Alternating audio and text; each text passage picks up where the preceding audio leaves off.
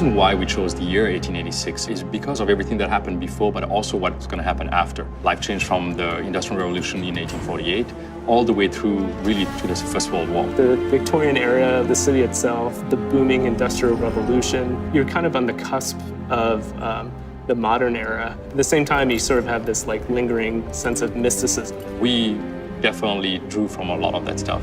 I remember being enamored with the whole idea of Camelot and the Knights of the Round Table. Something that was not religious, but really, about humanity. If you look at the Arthurian legend, there's some of them that go back to pre-Roman, Celtic, and we wanted to get that kind of Celtic lineage back into the oldest part of the order. It's so rich with the lore, with those interaction and people, these noble knights basically protecting humanity. And it was like, well, if we could meld a story like that, if we build those people, if we build something that is slightly outside the bounds of reality, can we make it real enough? We want that kind of double take where it feels like the 1886 that was, but then kind of out of the corner of your eye, it's like, well, there's certain things where we deliberately kind of deviate from history just to have that balance between getting that first read of believability and sort of the second read of, wow, that's kind of cool and different. We tried to echo a lot of things that were true of the time. We didn't want to recreate history, we wanted to twist it. We just poured over kind of the history of the era,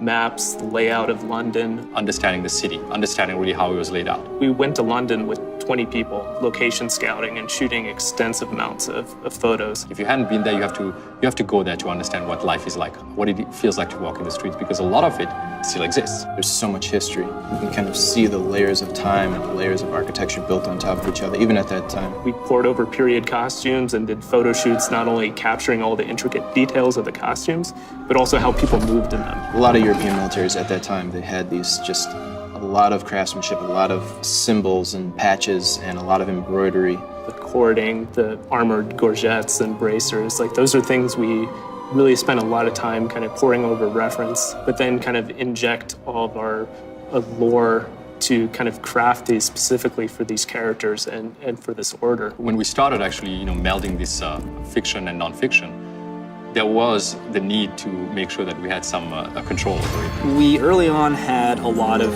elements that were kind of more fantastic. It was very tempting and very easy early on to go like, if we're gonna do alternate history, let's alter the world a lot. The risk of approaching a game like this and bringing that balance between fiction and nonfiction, once you've basically, broken that suspension of disbelief, there is no, buying it back from the player. It kind of undermined the reality and the believability of the situations and the characters, and then it was kind of like all bets are off. We didn't want everything to be kind of pushed into alternate history. So more often than not, modes of transportation is the same, like horse-drawn carriages. But then there's technologies like airships that they did exist in that era, but we kind of pushed them ahead in the time frame. We brought in things that were potentially, 2-3 decades ahead of its time, brought them back into the 1886 era.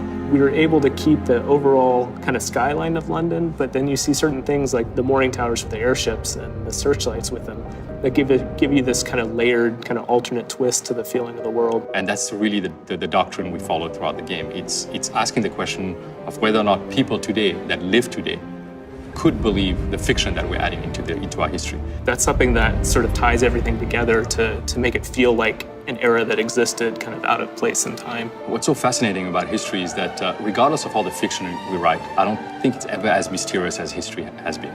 You can go back and read books about events that have happened in the past, and they're really never 100% true. There's always something that actually is slightly off.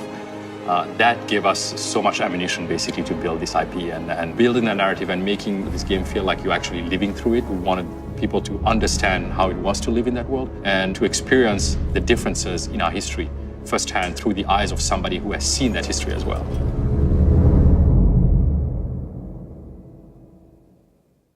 PlayStation